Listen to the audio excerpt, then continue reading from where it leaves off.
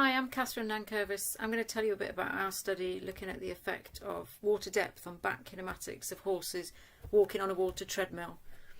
Water treadmill exercise is used as part of training of competition horses and also for rehabilitation, often of horses recovering from back pain. Water walking tends to increase stride length and range of movement of distal limb joints when compared to walking on a normal treadmill.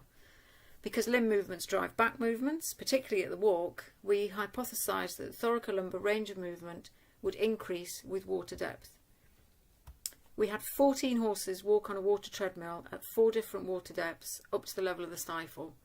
We tracked markers on the back with ProReflex cameras to figure out the maximum extension and maximum flexion of different regions of the back, and then used the difference between these two values to figure out the total flexion extension range of movement.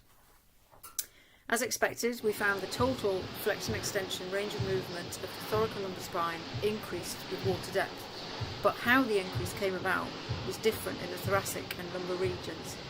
As water depth increased, there was a tendency for the thoracic spine to extend and the lumbar spine to flex. At the midpoint, around the thoracolumbar junction, there were increases in both flexion and extension. So the spine started to describe a more pronounced S-curve as water depth increased. Promoting flexion in the lumbar spine has benefits for nearly all sport horses, but the consequences of producing extension in the thoracic spine need to be considered, particularly if you're using the water treadmill to rehab a horse with overriding dorsal spinous processes, as these most often occur between T13 and T18.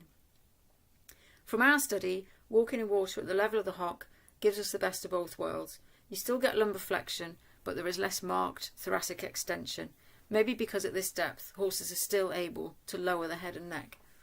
So water around hock depth gives us a happy medium in terms of promoting flexion of the back, and promoting flexion is a common treatment goal, particularly in cases recovering from overriding dorsal spinous processes.